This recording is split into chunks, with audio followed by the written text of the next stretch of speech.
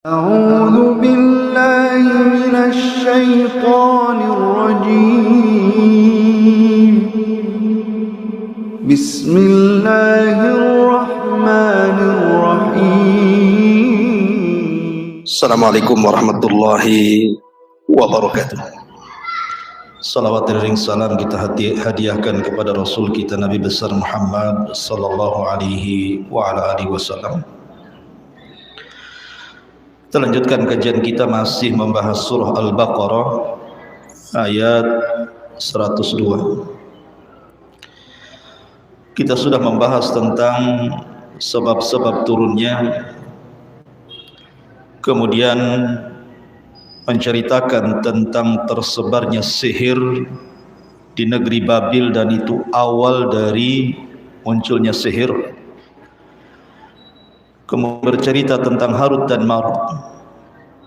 Maka malam ini kita akan mengkaji tafsir dari surah Al-Baqarah 102 ini.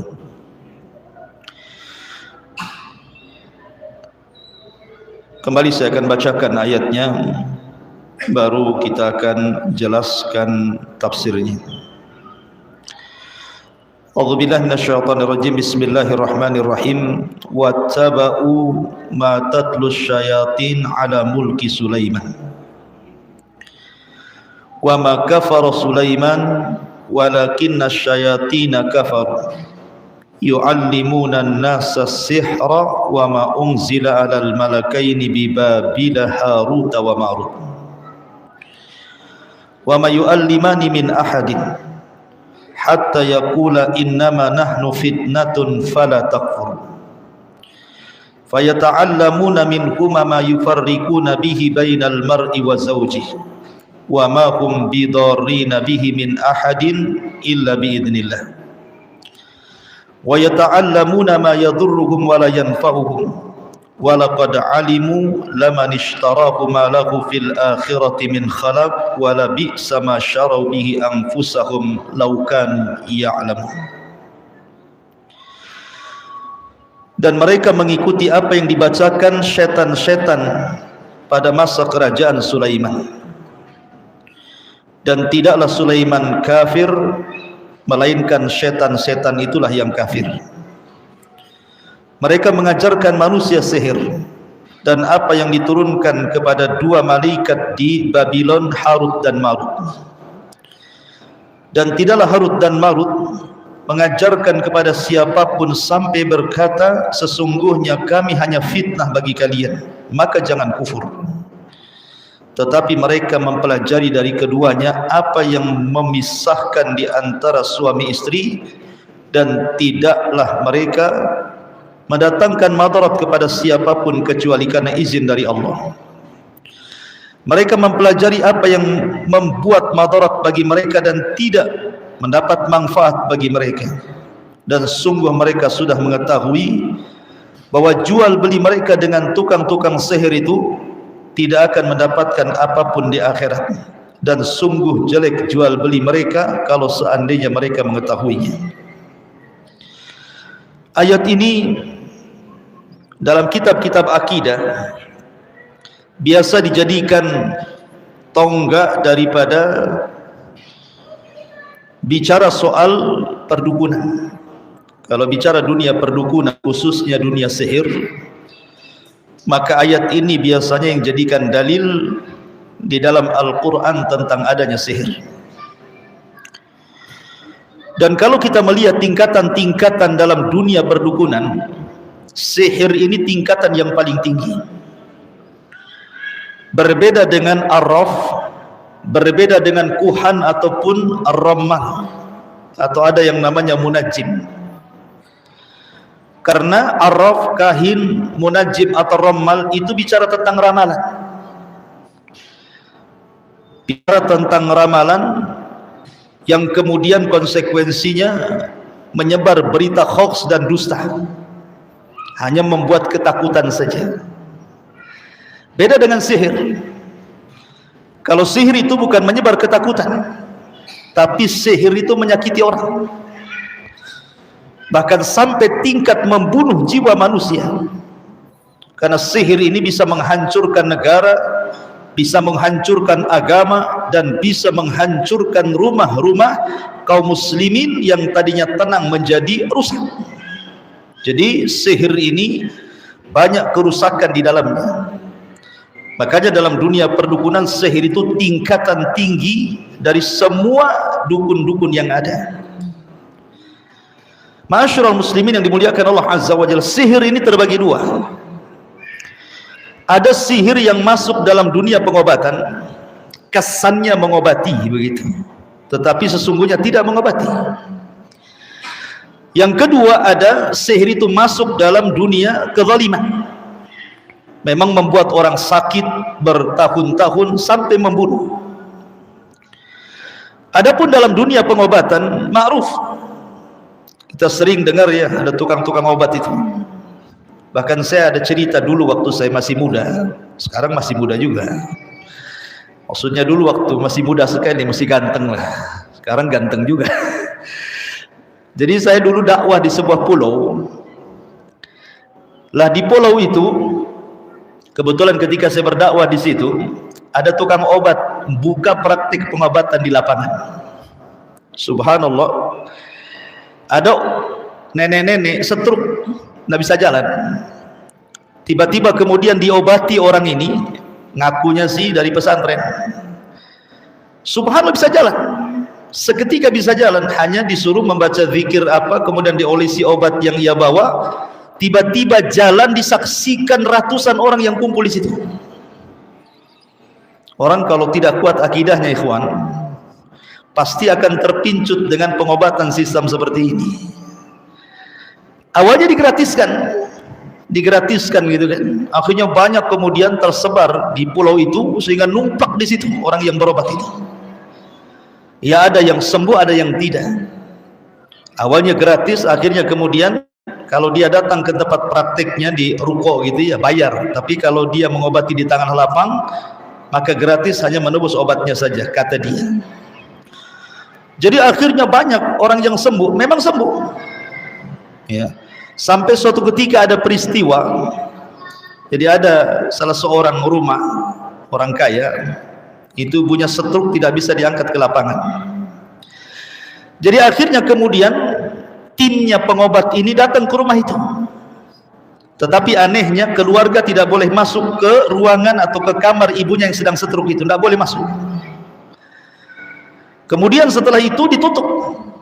Entah apa yang dilakukan di situ.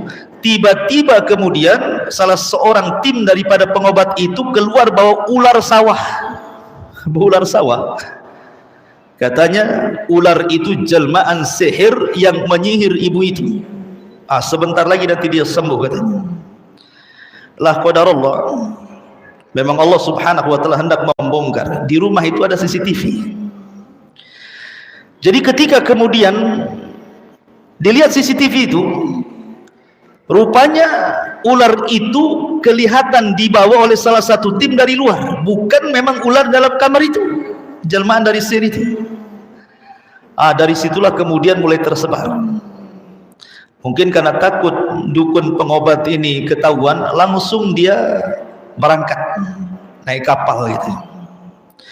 Lah ketika di perjalanan, kan dari pulau itu ke Jawa itu kurang lebih mau zaman dulu itu ya sekitar 6 jam lah, belum ada boot yang ini.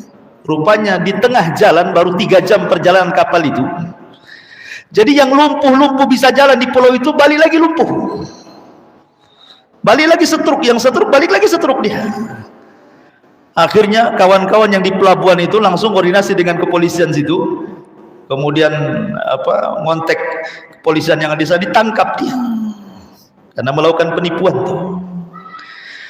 Jadi di sini pertanyaannya, kenapa kemudian orang-orang yang diobati ini ketika dia ada di situ dia sembuh, ketika dia pergi balik lagi pula stroke dia? Lah disinilah tentu kalau bicara dunia sihir dan itu dalam dunia pengobatan, tentu mereka tidak mungkin melakukan sendirian. Pasti di sana ada kerjasama dengan jin.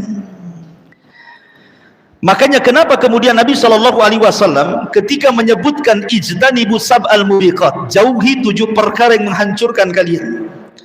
Setelah menyebut yang pertama asyirku billah, kemudian poin yang kedua kata Rasul as-sihru, sihir. Jadi Rasul menyebutkan syirik dulu, baru sihir. Kenapa Rasul menyebutkan sihir kemudian sihir? Syirik dulu kemudian sihir, karena sihir itu tidak lepas dari kesyirikan. Makanya Nabi menyebutkan dalam poin kedua dari 7 perkara yang menghancurkan itu. Dan ketika kemudian sihir diiringkan dengan syirik, menunjukkan bahwa di balik praktek sihir itu penuh dengan kesyirikan yang luar biasa. Salah satunya adalah komunikasi dengan jin-jin. Boleh jadi ketika mengobati, jinnya ada di situ. Ketika dukunnya pergi, minta pulang pula jinnya itu. Akhirnya lumpuh lagi mungkin ya. Yang biasa mapah-mapah jinnya itu lumpuh lagi. Boleh jadi seperti itu. Karena begini ikhwan, kalau dalam dunia pengobatan itu ada 3 jenis.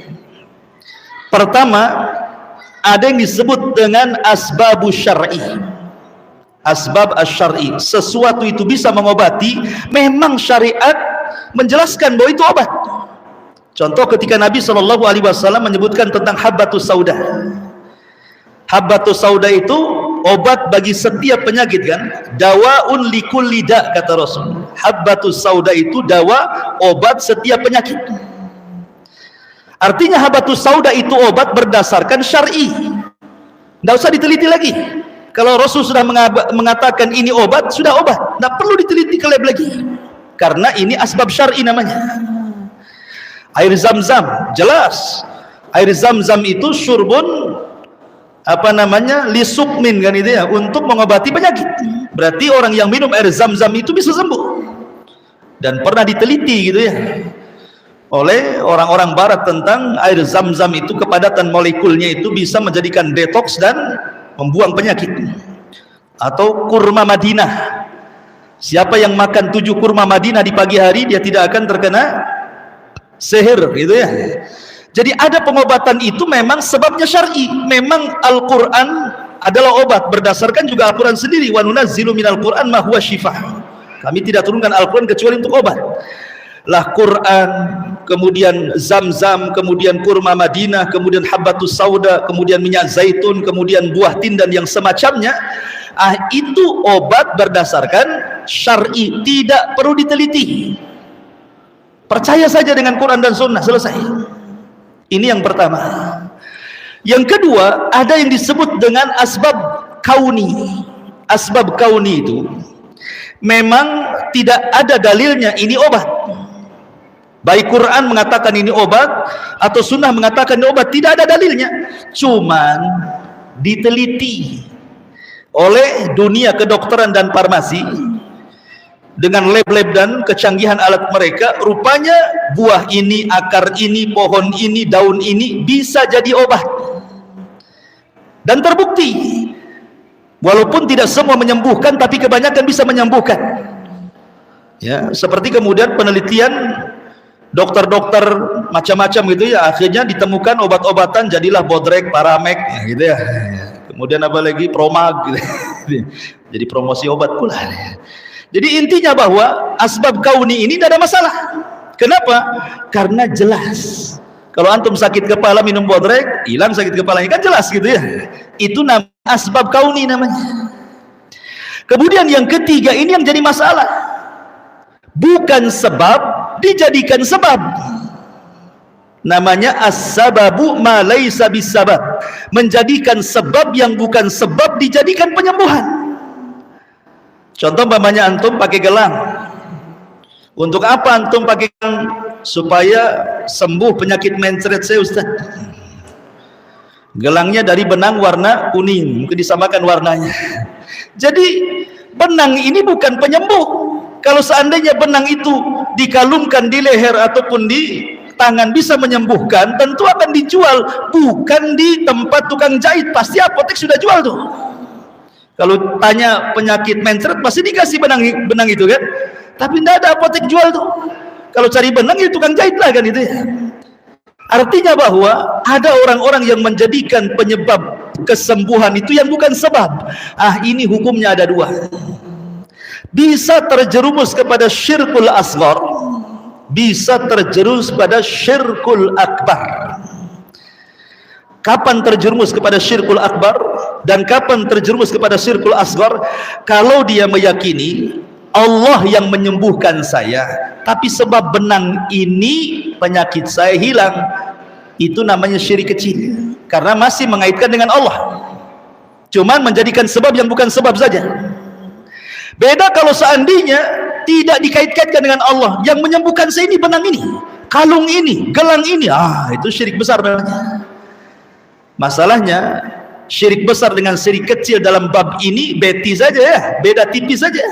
Kebanyakan orang kalau sudah gandrung dengan jimat itu jalan terjerumus kepada syirik kecil, rata-rata syirik besar, karena meyakini bahwa jimat itu yang menyembuhkannya.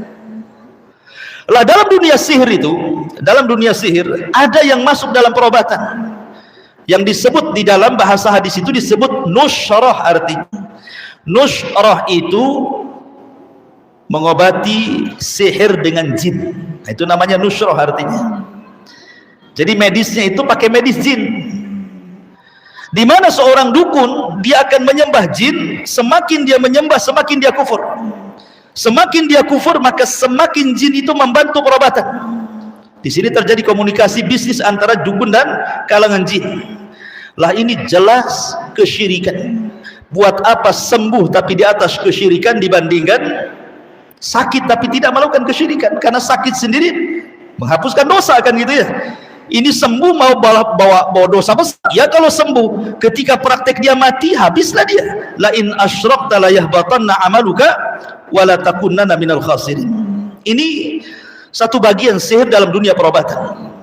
Tapi yang lebih parah adalah sihir yang ada kaitan dengan kezaliman. Ini yang paling bahaya, karena sihir itu sekali lagi menghancurkan negara, menghancurkan agama, baik tukang sihir atau yang disihir.